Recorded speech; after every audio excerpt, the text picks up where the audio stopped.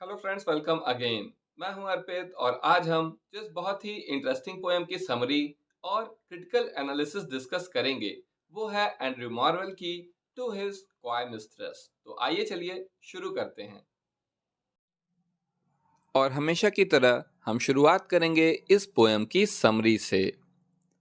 To his coy mistress by Andrew Marvell details the effort of a man, यानी कि ये poem जो है टू हिज क्वाय मिस्ट्रेस, जो कि एंड्रयू मार्वेल की पोएम है, ये क्या कर रही है?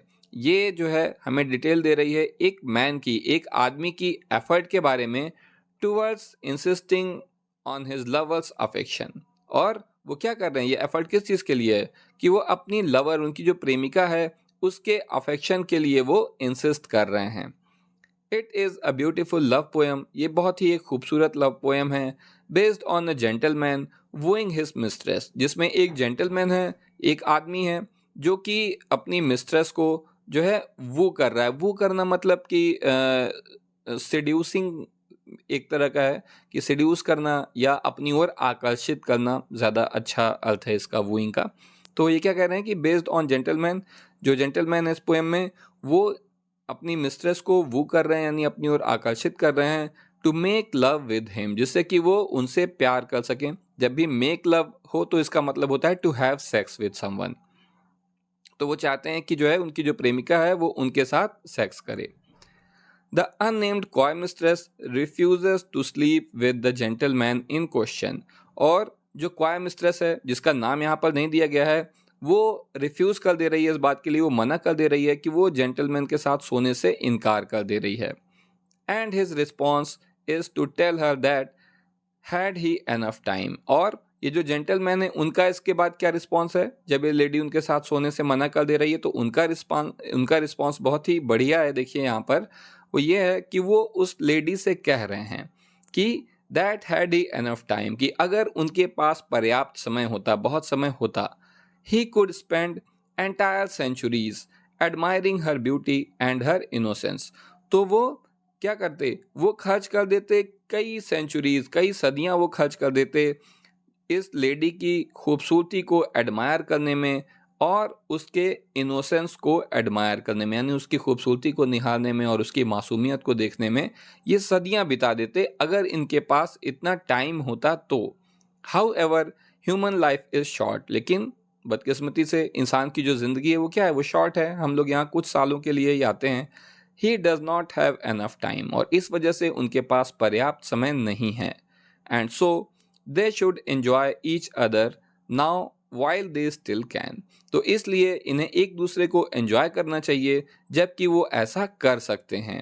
As no one in death can embrace और फील प्लेजर, क्योंकि मरने के बाद कोई भी ना तो किसी को एम्ब्रेस कर सकता है, गले लगा सकता है, और ना ही किसी प्लेजर को, किसी खुशी को महसूस कर सकता है। तो लिमिटेड टाइम है तो उसका सदुपयोग किया जाए।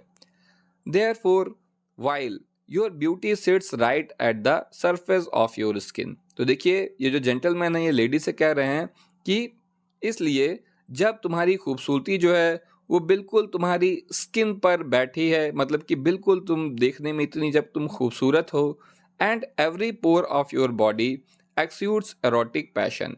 और तुम्हारी बॉडी का हर जो हिस्सा है, मतलब इंच इंच बॉडी का, पूरा जो तुम्हारी बॉडी है वो एक्सूड कर रही है। एक्सूड का मतलब होता है कि रिसना किसी चीज से जो है। तो ये रिस रहा है। क्या रिस रहा है? रिसना मतलब समझते हैं आप लोग? रिसना मतलब कोई किसी, जैसे हम लोग के यहाँ छत होती है, छत पे बारिश में से पानी टपकने लगता है तो उसको बोलते हैं रिसना। बहुत धीरे धीरे गिरता है, झरने जैसा नहीं गिरने लगता, तो उसी को बोलते हैं एक्सूड्स। तो ये क्या कह रहे हैं कि जब तुम्हारी बॉडी का जो पोर पोर है वो इरोटिक पैशन एक्सूड्स कर रहा है, यानी उससे जो है इरोटिक पैशन जो है रिस रहा है, let's have sex while we can.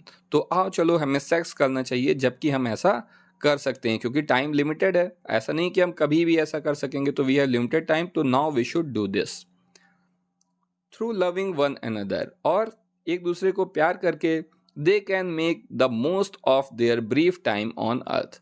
वो जो थोड़ा सा समय उन्हें इस धरती पर मिला है उसका सबसे अच्छा इस्तेमाल कर सकेंगे।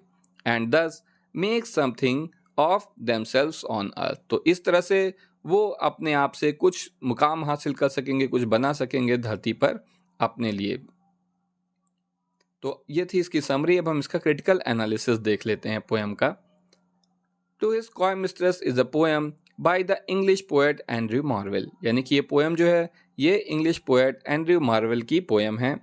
The poem was not published until the 1680s after Marvell's death, और ये पोएम जो थी वो मार्वेल की डेथ के बाद 1680s तक पब्लिश नहीं हो सकी थी, यानी उसके बाद ही पब्लिश हुई थी। To his coy mistress is a carpe diem poem, यानी कि ये पोएम जो है ये एक कार्पे डियम पोएम है, following the example of Roman poets like Horace, और ये रोमन पोएट थे एक पुराने बहुत जिनका नाम था हॉरेस, तो उनके एग्जाम्पल्स को फॉलो करती है। दोस्तों जैसा कि यहाँ पर बताया कि इस पोएम की फिलॉसफी क्या है, ये कार्पे डियम पोएम है। कार्पे डियम एक फिलॉसफी है जिसका मतलब ये है कि हमें इस दुनिया में अपनी ज़िंदगी में जो हमें समय मिला है उसका मैक्सिमम यूटिलाइजेशन करना है। तो टाइम के maximum utilisation, don't waste your time but utilise it, जिससे कि आपको ज़्यादा से ज़्यादा आप समय को का इस्तेमाल इस तरह से कर सकें जिससे आपको खुशी मिले, जिससे आप उसका सदुपयोग करें। यही है कार्पे डियम। तो ये पोएम एक कार्पे डियम है, जैसे इन्होंने कहा कि इस दुनिया में हमारे पास थोड़ा सा ही टाइम है, तो चलो हमें उसे एक दूसरे को प्यार करने में बिताना चाहिए।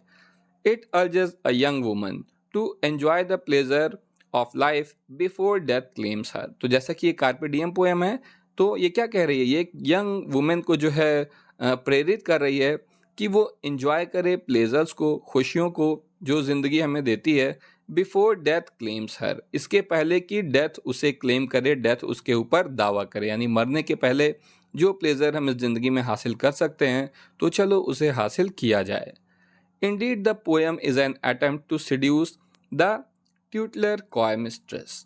तो असल में ये पोएम जो है ये क्या कर रही है, ये सिड्यूस कर रही है कॉय मिस्ट्रेस को। ये एक प्रयास है कॉय मिस्ट्रेस को सिड्यूस करने का। इन द प्रोसेस, और इस प्रोसेस में, however the speaker dwells with gracious intensity of death itself, लेकिन इस जो है प्रोसेस में जो पोएट है वो क्या कर रहा है, हालांकि देखो कॉय मिस्ट्रेस असल में एक सिंबल मात्र ही है, ठीक है, उसका कोई बहुत महत्व नहीं है। असल में ये क्या कर रहे हैं कि ऐसा ऐसा तो ये कह रहे हैं, लेकिन यहाँ पर डेथ के बारे में भी बहुत ही जो है क्या किया गया है, बहुत ही विचार किया गया है, बहुत ही बातें कही गई हैं। देखिए ग्रोटेस्क एक शब्द आया है, ग्रोटेस्क का मतलब होता है विचित्र या कुछ अजीब सी जो चीज़ है, ठीक। तो इन द प्रोसेस, इस प्रोसेस में, however the speaker dwells, speaker जो है वो ड्वेल कर रहा है, यानी किस चीज़ के कहाँ पर रह रहा है, with grotesque intensity on death itself, यानी कि बहुत ही अजीब विचित्र सी इंटेंसिटी के साथ वो जो है डेथ के बारे में जो है विचार कर रहा है, उसके बारे में बात कर रहा है। अब हम इस पोएम की फॉर्म को देख लेते हैं। To his coy mistress is a poem in rhyming iambic tetrameter couplet, यानी कि ये पोएम जो है ये राइमिंग एम्बिक टेट्रामीटर में है, as the poem's first 2 lines establish, और जो कि पोएम की पहली 2 लाइन में ही इस्टेब्लिश हो जाता है। There are no evident restriction on the stanza length, और इस पोएम में स्टैंजा लेंथ पर कोई रिस्ट्रिक्शन दिखाई नहीं दे रहा है, मतलब कि लाइनें अलग अलग हैं, कभी छोटी कभी बड़ी, मतलब कभी कम कभी ज़्यादा। Some stanzas are longer than other, यानी कि कुछ स्टैंजा जो हैं वो दूसरे स्टैंजा से ज़्यादा लंबे हैं, यानी उनमें ज़्यादा लाइन्स हैं। The poem is not in a fixed form, तो जाहिर सी बात है कि ये पोएम एक फिक्स फॉर्म में नहीं लिखी गई है। अब इसका मीटर देख लेते हैं। To his coy mistress is in iambic tetrameter throughout, यानी कि ये पूरी पोएम जो है वो एम्बिक टेट्रामीटर में लिखी गई है। An unusual metre on its own, जो कि एक असामान्य मीटर है, आमतौर पे एम्बिक पेंटामीटर का ज़्यादा इस्तेमाल किया जाता है। It does commonly appear in ballad metre, और ये मीटर आमतौर पे कहाँ पर दिखाई देता है, ये आमतौर पर बैलेड में इसका इस्तेमाल होता है, इसीलिए इसे बैलेड मीटर भी कहा जाता है। The poem's metre is relatively smooth, लेकिन इस पोएम का मीटर जो है वो तुलनात्मक रूप से स्मूथ है।